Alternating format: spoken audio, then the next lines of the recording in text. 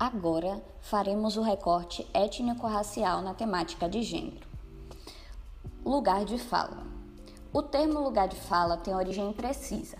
Acredita-se que foi amplamente utilizado em estudos sobre diversidades e por autoras negras que começaram a discutir a questão de quem pode falar em uma sociedade onde o discurso legitimado dominante é o do homem branco heterossexual.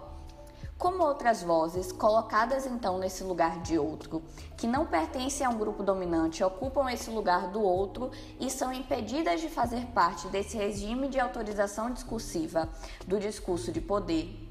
Quando se diz de lugar de fala, estamos falando de um local social, um local dentro de uma estrutura de poder, e não sob vivências pessoais. Um grupo dominante branco heterossexual, por exemplo, deve discutir determinados assuntos a partir do seu lugar de fala, questionar os privilégios que ele ocupa diante de outros grupos e assim poderá falar de seu lugar de fala. A problemática ocorre quando esse grupo dominante se pensa como universal e, dessa forma, impede a diversidade dos discursos existentes. Segundo Grada Quilomba, escritora, psicóloga, teórica e ativista negra nascida em Lisboa, é mais fácil você reprimir e rejeitar para não ter que lidar com a verdade dos outros. Nesse caso, muitas vezes as pessoas que estão em lugar de privilégio não escutam ou permitem o sujeito expor sua fala e reduzem o discurso do outro a mimimi. A escuta é um fator importante no lugar de fala. Cada sujeito deve colocar-se no seu lugar de fala e respeitar o discurso de um grupo que foi por muito tempo silenciado pelo discurso dominante sobre sua própria condição. Portanto, um sujeito em um lugar de fala privilegiado deve se conduzir a questionar seus privilégios diante de um grupo.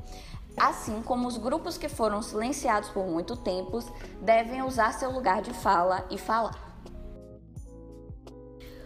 O feminismo negro. A primeira onda do movimento feminista teve início no século XIX, trazendo a construção de uma mulher universal. As reivindicações eram voltadas a assuntos como direito à voto e à vida pública. A segunda onda teve início nos anos 70. Nesse recorte, ocorre uma desconstrução dessa mulher universal, uma mulher branca de classe média e heterossexual.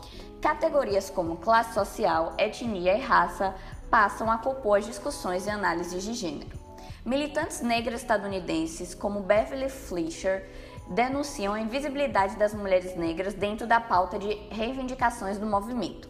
As críticas de algumas dessas feministas vêm no sentido de mostrar que o discurso universal é excludente, porque as mulheres são oprimidas de modos diferentes, tomando o necessário discutir gênero com recorte de classe e raça, levando em conta as especificidades de cada uma. A partir de 1987 em diante, feministas norte-americanas fundaram grupos direcionados aos papéis sociais das mulheres negras e atividades políticas.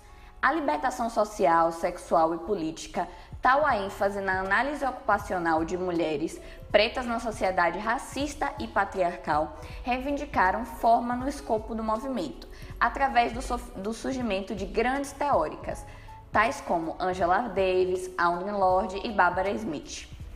Com o advento das mídias digitais e redes sociais, o pensamento feminista negro está a difundir-se em larga escala, não somente nos Estados Unidos, ademais em todo o mundo. Se a universalização da categoria mulheres não for combatida, o feminismo continuará deixando muitas delas de fora e alimentando assim as estruturas de poder. Djamila Ribeiro.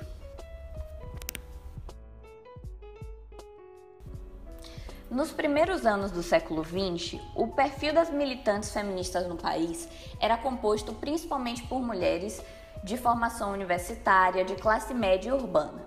Nessa fase inicial do movimento, que se estendeu até meados da década de 70, a luta feminista centrava-se em torno do voto feminino e das melhores condições de trabalho para mulheres.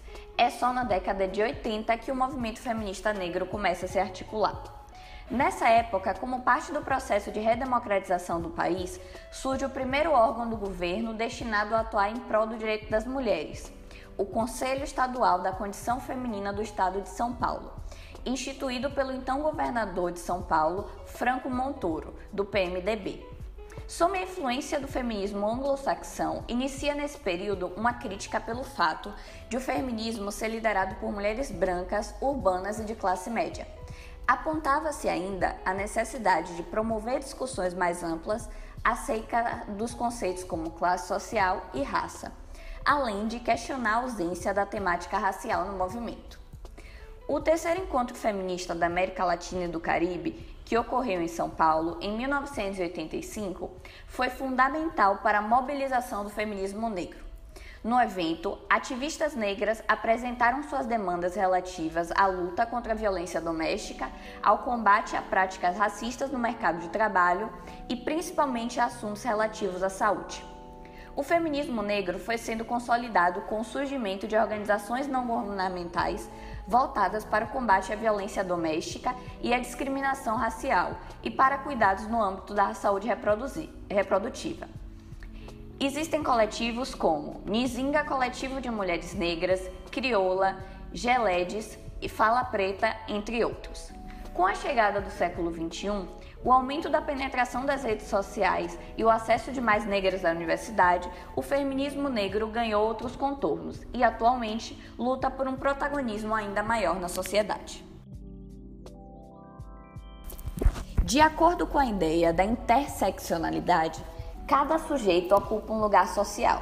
Dessa forma, um feminismo interseccional se compromete a ter um olhar especial para as mulheres e suas particularidades, visto que um conceito universal não abarca as particularidades de todas. As diversidades que compõem as mulheres, como raça, classe e gênero, se intercruzam e geram opressão. A interseccionalidade é uma ferramenta para pensar como se dá opressão na nossa sociedade. A desigualdade social, segundo alguns dados, as mulheres negras ganham até 70% menos que mulheres brancas, evidenciando que o fato de ser mulher não é suficiente para justificar essa desigualdade. A sociedade, além de machista, também é racista. O feminicídio: 66% das vítimas de feminicídio no Brasil são mulheres negras. A violência doméstica: 62% das trabalhadoras do lar são mulheres negras. E acredita-se que esse seja um dado explicativo para o alto índice de violência doméstica que mulheres negras sofrem. A erotização do corpo da mulher negra. O corpo da mulher negra é ainda tido como um corpo promíscuo, feito para o sexo e para o prazer do homem. Essa ideia do corpo negro feminino é uma herança do período colonial, onde as escravas eram abusadas pelos senhores e os colonizadores europeus tinham uma ideia do corpo feminino negro como exótico, devido às suas curvas e diferenças anatômicas. O caso de Sarah Baartman é um exemplo grotesco dessa visão. Levada da África para a Europa por um médico britânico sob o falso pretexto, foi transformada em uma atração de circo, onde o seu corpo negro era exposto como algo exótico.